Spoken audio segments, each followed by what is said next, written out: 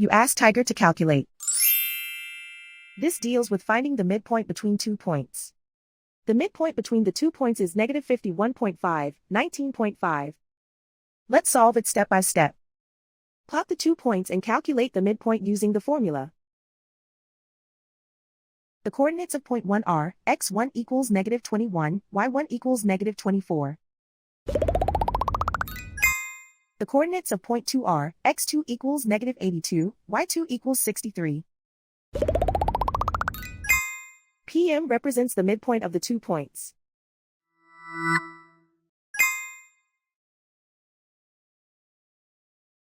Use the x values in the midpoint formula to find the midpoints x.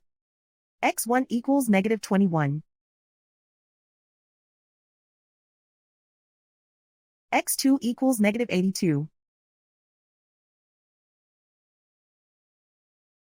Simplify the arithmetic.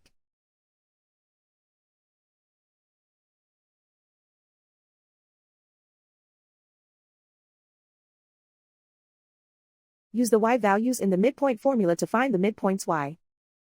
y1 equals negative 24. y2 equals 63. Simplify the arithmetic.